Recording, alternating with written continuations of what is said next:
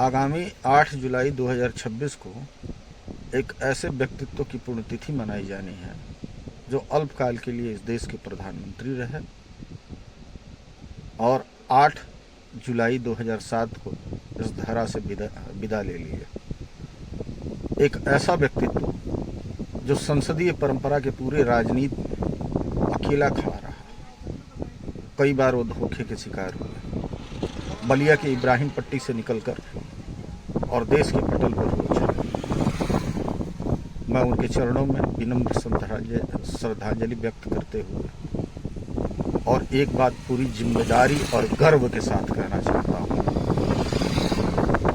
कि मैं बात कर रहा हूँ श्रद्धेय जननायक चंद्रशेखर जी की, और यह बात मैं पूरे गर्व के साथ समाजवादी जनता पार्टी चंद्रशेखर का राष्ट्रीय प्रवक्ता होने की हैसियत से कह रहा हूँ। मैं आप सबको नमस्कार करते हुए बताना चाहता हूँ कि मैं संतोष सिंह, मैं समाजवादी जनता पार्टी चंद्रशेखर का राष्ट्रीय प्रवक्ता हूँ। उनके मृत्यु के लगभग 19 वर्ष बाद आज देश भर के कोने कोने में उनके जन्म शताब्दी का आयोजन किया जा रहा है और लगातार जो है इस पे चर्चाएं देश भर में चल रही हैं। मैं साधुवाद देता हूं, सबको धन्यवाद भी देता हूं, लेकिन एक शब्द मैं इस्तेमाल किया था कि संसदीय परंपरा के राजनीति में चंद्रशेखर हमेशा अकेले खड़ा रहा। अपने सिद्धांतों के वो एक अटूट योद्धा थे। इस बात को मुझे बहुत विस्तृत कहने की जरूरत नहीं है, ये दुनिया जानती है, पूरा हिंदुस्तान जानता है चंद्रशेखर जी का व्यक्तित्व कैसा था।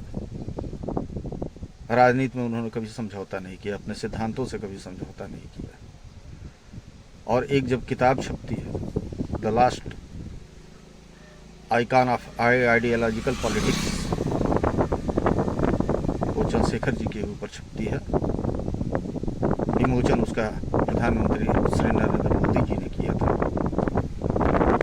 इसका अर्थ एक निकलता है कि संसदीय परंपरा के बीच में जितने लोग आज समाजवादी योद्धा करते हैं उसके वो अंतिम पहचान है। संसदीय परंपरा में जितने भी मेरे साथों को लोग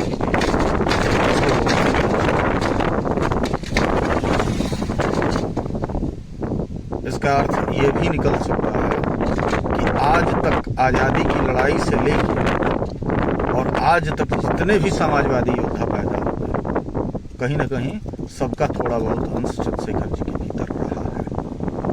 तभी वो जो है last icon of ideological politics कहे गए।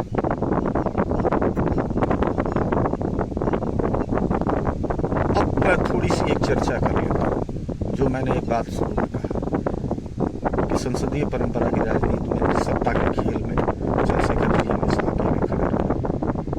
अल्पमत की एक सरकार 50-60 सांसदों के साथ मिलकर उन्होंने बनाया था और बहुत कम समय के लिए वो प्रधानमंत्री रहे। उनके 2 शब्दों पर गौर कीजिएगा। एक शब्द उनका कि लोग एवरेस्ट पे झंडा फहराने जाते हैं, घर बनाने नहीं जाते। और दूसरा शब्द कि मैं उस मिट्टी और उस जमीन से आता हूं जहां अकेला चना ही भाड़ फोड़ देता है। और चंद्रशेखर जी ने इसको करके दिखा दिया था कि अकेला चना भाड़ फोड़ दिया था। चंद्रशेखर जी के साथ संसदीय परंपरा की इस राजनीति वाले तमाम धड़े के लोग साथ जुड़े और वो कई बार जो है धोखे के शिकार भी हुए। सबसे पहली बार तो 89 में हुए।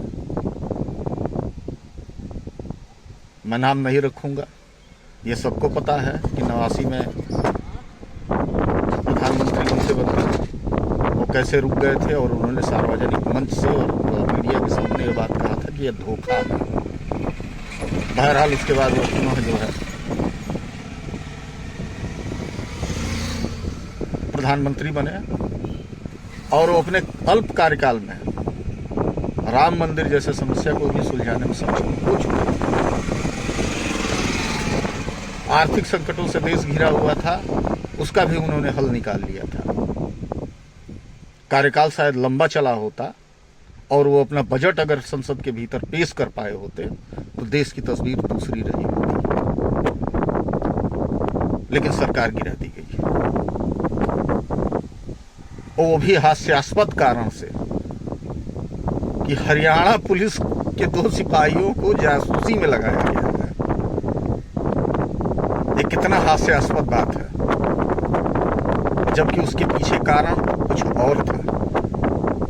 उस समय में जो प्रधानमंत्री चंद्रशेखर जी सोच रहे थे बजट को लेकर, उस तथ्यों का अगर खुलासा हो जाए तो उनके सरकार गिराने के असली कारणों तक लोग पहुंच सकते हैं। वो उनके साथ दूसरा धोखा था। सत्ता के खेल में जो चंद्रशेखर हमेशा अकेले खड़े रहे, आज जन्म शताब्दी मनाने के लिए तमाम लोग जो कभी चंद्रशेखर जी को छोड़ चुके थे, सभी लोग सम्मिलित हैं। मैं सबको साधुवाद दे रहा हूँ, धन्यवाद दे रहा हूँ, लेकिन दुख के साथ एक बात कह रहा हूँ और राष्ट्रीय प्रवक्ता की हैसियत से कह रहा हूँ कि आज अगर समय रहते वो लोग चेते होते तो शायद पार्टी की यह दुर्दशा नहीं होती। लेकिन चंद्रशेखर जी ने एक बात जरूर कहा था कि हम उस मिट्टी से हैं, उस जमीन से हैं जहां अकेला चना ही भाड़ फोड़ता है।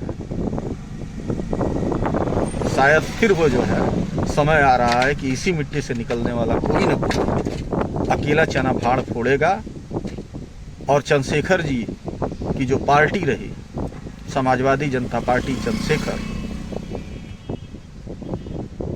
के नाम से जो अब जानी जाती है, पहले वो समाजवादी जनता पार्टी थी, अब वो उनके देहावसान के बाद उसका नाम समाजवादी जनता पार्टी चंद्रशेखर कर दिया गया था। और ये कमेटी के प्रस्ताव से सहमति से हुआ था ताकि उनका अमिट नाम चलता रहे, युगों युगों तक चलता रहे,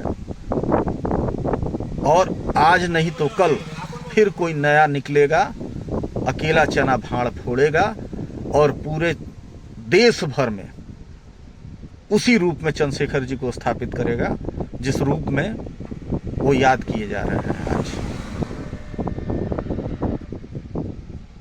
समाजवाद का अंतिम योद्धा जो इतने गर्व के साथ याद किए जा रहे हैं देश में, मैं पुनः उनके चरणों में विनम्र श्रद्धांजलि अर्पित करते हुए और आप सबको